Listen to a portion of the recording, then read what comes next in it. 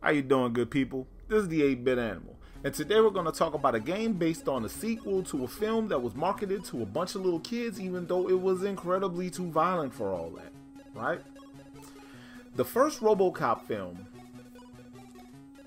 little kids knew what Robocop was. Little kids were all about Robocop, even though the film was decidedly R-rated, to the point where our protagonist, Alex Murphy, who became Robocop because he was shot to bits, literally, body parts flying.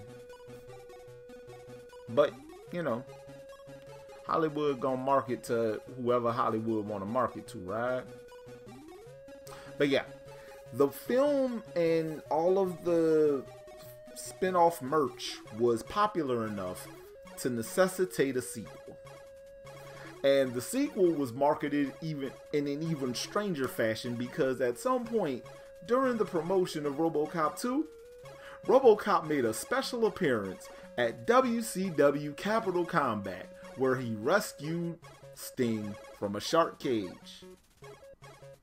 Yeah, kind of nuts, ain't it? But that's not even what we're talking about. Today we're talking about video games based on the second Robocop film, particularly the NES game.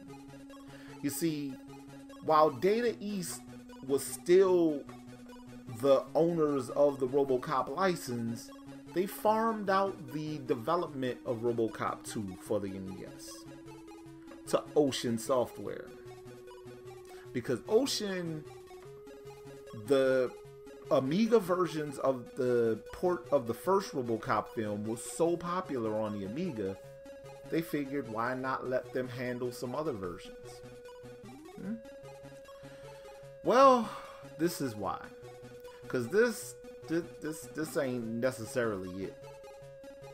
This game is from 1991, and it's a bit of a cluster. You can finish that if you want to. Today, we're going to take a quick look at the NES port of Robocop 2. Now, this game is a side-scrolling action running gun platformer deal, and it should be a lot better than it is, but here we are. The biggest problem for me with this game is the other controls and some of the play mechanics. Like, why is Robocop sliding when he walks?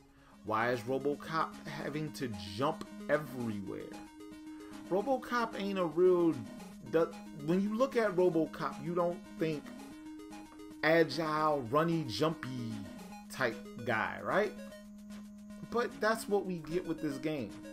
Robocop is jumping all over the place. I mean, even in the movie, Robocop jumped on Kane at the end of the movie.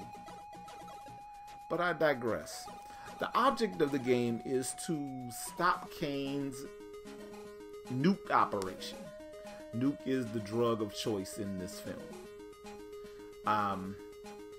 And you do that by going through each stage, collecting vials of nuke, and arresting designated suspects.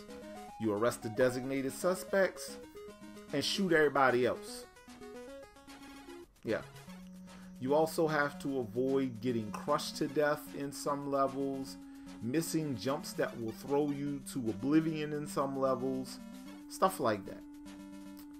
And I really wanted to like this game when it came out, right? Because it was a little faster paced than the NES port of the game based on the first film. But this ain't good. I mean, no, it ain't. I actually prefer how stiff and stable and stolid the first game is to this. Because at least that game, you're not going to inadvertently walk off a cliff to your death if you let go of the forward movement button. Also, much like in the original Super Mario game, you can't really go backwards. If you miss something and the screen scrolls past it, that's it.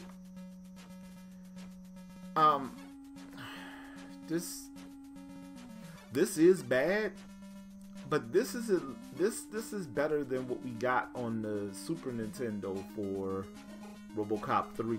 I mean, that game, oh boy. But that's what happened with you add jetpacks and ninjas to stuff that don't need jetpacks and ninjas, you dig? Now, if you decide you want a copy of Robocop 2 on the NES, about $25 maybe, something like that. It's not really crazy. I will say that there is a Game Boy port. Not sure how much the Game Boy port costs, but this at $25, $25 is the absolute most you should spend on this. And I say that because this game came out in '91, so it's kind of getting to late in life for the NES, and it's not the best game, but it's better than some other stuff.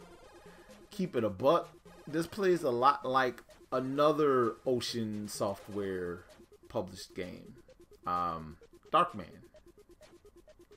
Darkman does a lot of weird stuff. It's got a weird first-person level. Oh, that's another thing I forgot. There's like a weird first-person shooting gallery type deal between levels on here. It ain't good either. Just like how wonky the photo stuff is in Darkman, it's how wonky the shooting is in that.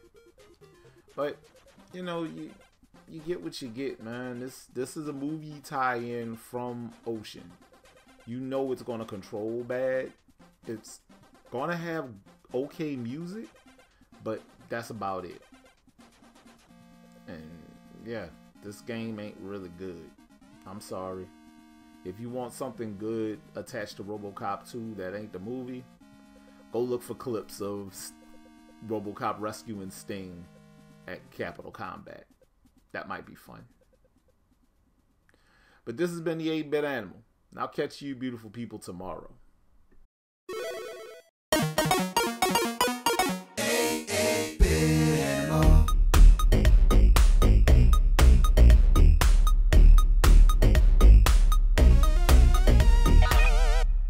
Tomorrow. No, you're not tripping. That caveman just got turned into a monkey by a witch doctor who kidnapped his girlfriend. Now the monkey got a football helmet on. Yeah, it don't make sense. It's a video game.